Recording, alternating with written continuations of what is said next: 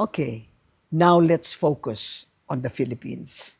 From the available data on corruption in the Philippines, three things immediately stand out. One is the Philippines is more corrupt than most countries, at least when it comes to corruption in the public sector. This is according to the Transparency International's Corruption Perception Index. The Philippines ranked 120th out of 182 countries with a score of 32. Last year's score was 33 and the Philippines ranked 114 out of 180. You know what that means, mga kaibigan? That 119 countries are above the Philippines and 62 countries are below the Philippines. So parang we're in the bottom third. You know that Laos scored higher than the Philippines this year.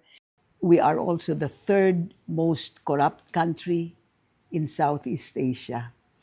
The only countries more corrupt than us is Cambodia and Myanmar. These are way behind us as far as the economic growth and development goes. Second important point, and worse than the first point, is that the data show that over time, the direction of corruption in the Philippines is generally going upward rather than downward. That means that the corruption in this country is perceived to be increasing rather than decreasing. Where do I get this from? This data comes from VDEM. VDEM, or Varieties of Democracy, has created a political corruption index. These are expert estimates of the extent to which the executive, legislative, judiciary, and bureaucracy engage in bribery and theft, and the extent to which the making and implementation of laws are susceptible to corruption. And this index ranges from 0 to 100, where 100 is highly politically corrupt. The data show that political corruption in the Philippines went from 0.71 in 1960 to 0.85 in 2004. So pataas yan, hindi ba? Now let's compare with other countries. In Thailand, the data is 70.75 in 1960 to 0.66 in 2024. So pababa ang Thailand. Notice, mas mataas ang Thailand's political corruption index in 1960. It's 75 to our 71. And now it is 85 tayo, 66 ang Thailand. How do we compare to Indonesia? Indonesia was 0.79 in 1960, higher than the Philippines, 71 tayo. But in 2004, it's only 0.76 to our 8.85. How do we compare with Vietnam? Well, Vietnam was not a country yet in 1960, but in 2024, its political corruption index was only 0.48.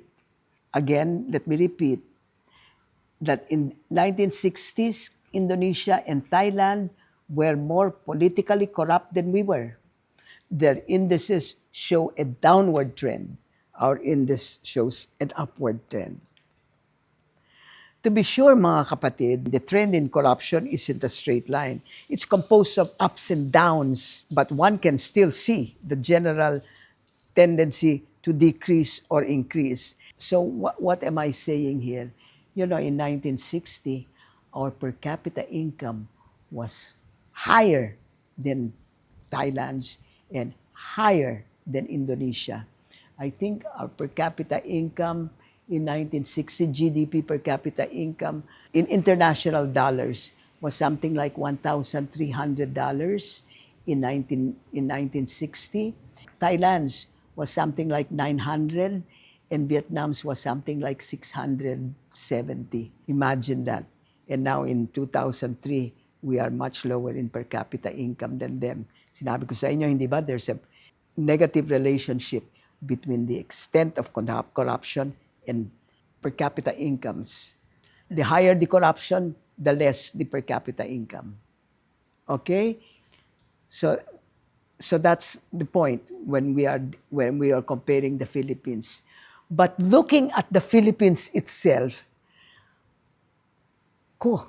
meron akong nakita, papakita ko sa inyo.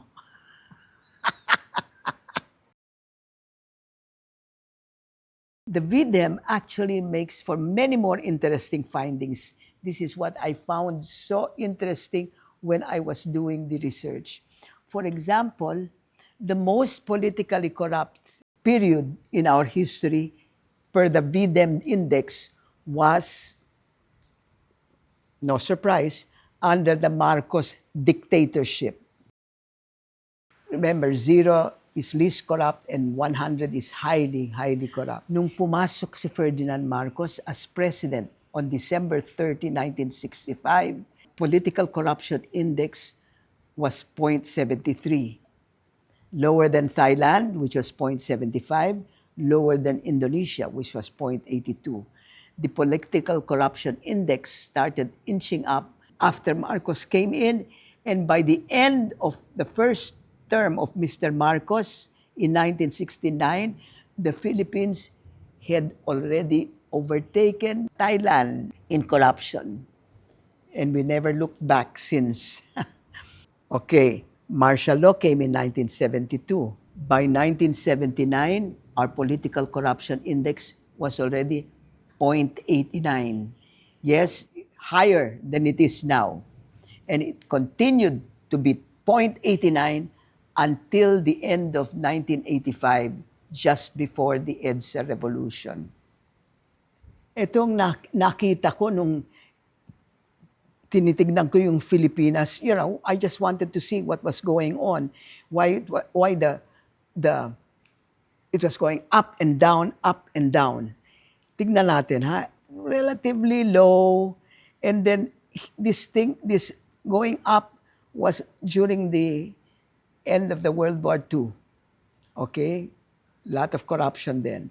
And then it settled at 70, all the way to 1957.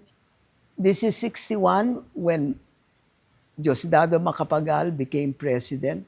Then here comes 65. In the last year of Diosdado Macapagal's presidency, medyo tumaas ang political corruption index. Meron nagsasabi, this is not research.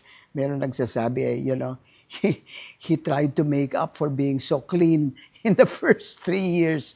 I don't know.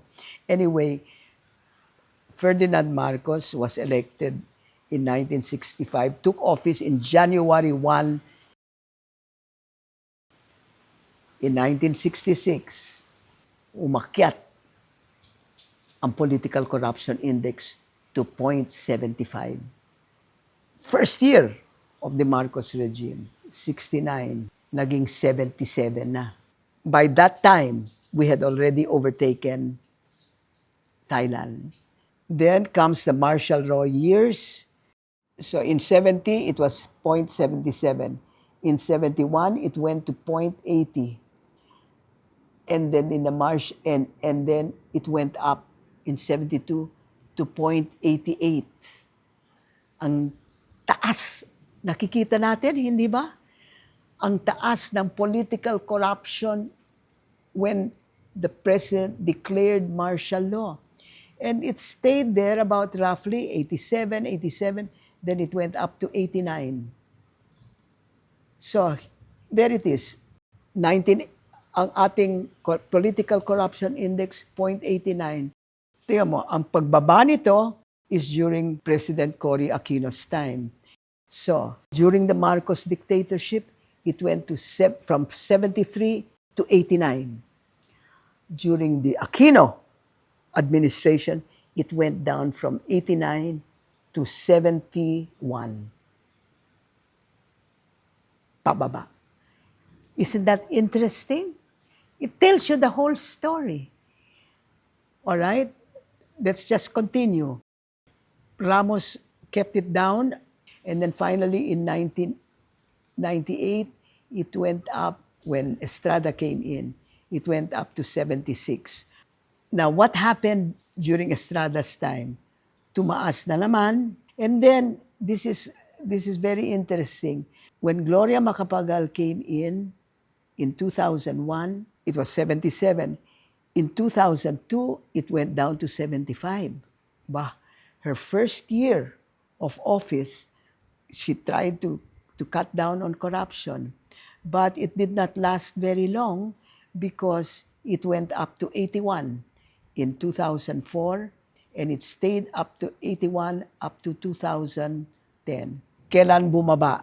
Second Aquino. Aquino 2.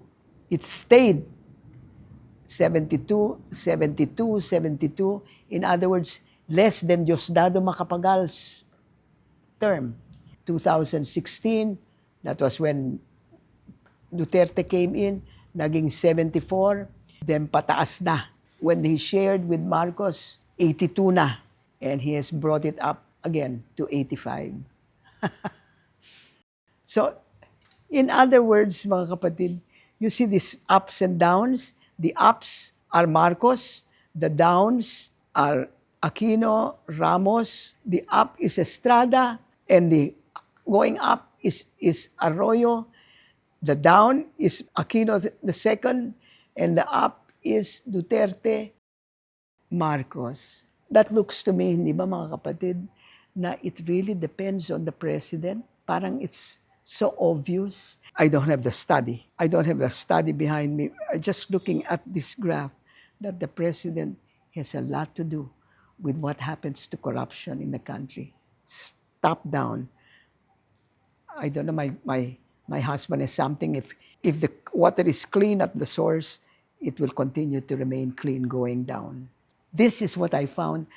I'm so excited about it because ngayon ko lang nakita the relationship between presidential administrations and political corruption. And that's what we have to show. That's why we have to be very, very careful about who we're going to elect president. Kung gusto natin Konsuwelo de bobo, tingnan natin, ha? You know, look at this. By 1969, here is where the Philippines overtook Thailand. And then, of course, it jumped up. But notice that all during this time, Indonesia had a higher political corruption index than the Philippines. From 1967 to 1998, this year, Indonesia was under dictatorship of General Suharto and had a higher political corruption indices. This evidence is buttressed by the fact that in 2004, Transparency International put out a list of the 10 world's political leaders, most corrupt political leaders up to that time. And Suharto was number 1. He stole about or embezzled about 25 billion. Si Marcos, number 2 lang because Marcos was only 20 years. Si Suharto was 31 years. So Suharto had more time to embezzle. Well, Suharto was allegedly embezzled 25 and Marcos allegedly embezzled anywhere from 5 to 10 billion dollars. B with a B. Yan. Konsuwelo de bobo. Meron palang mas politically corrupt than Marcos. Okay. Ay, yeah. Footnote. Alam nyo dun sa top 10 sa 2004, number 10 was Estrada. In other words, sa top 10 most politically corrupt leaders all over the world, 2 were Filipinos. Diyos ko po naman. This was in 2004. In 2024 or 2022, when they put up the 10 most corrupt, wala na sa listahan si Estrada. Thank God. Kasi dumating yung somebody from Ukraine, Yulnukovich or something, and Malaysia replaced them. Malaysia replaced Estrada. So there are corruption is everywhere. This leads us to the third outstanding thing about corruption in the Philippines. From the data I have seen, mga kapatid, mga anak, it's really bad for us, is that Filipinos on the whole are more complicit, more accepting of corruption than citizens of other countries. Anong basehan ko dito?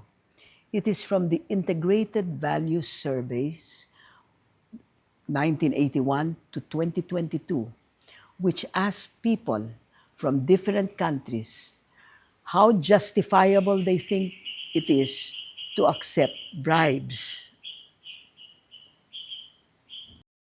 It turns out that only 31% of Filipinos, this was in 2022 mga kapatid, thought that accepting bribes is never justifiable. Ano ba yon? Anong ibig sabihin nun?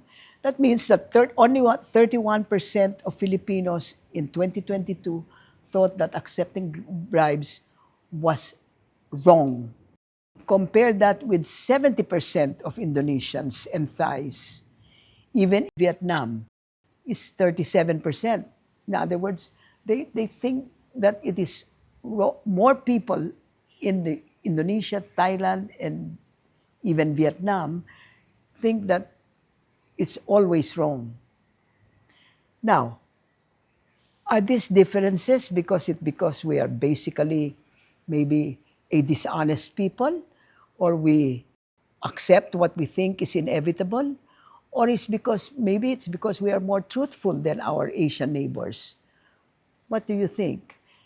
Anyway, it's not good for us because if you don't think it's wrong and you accept it, you're complicit in it, that encourages corruption to flower.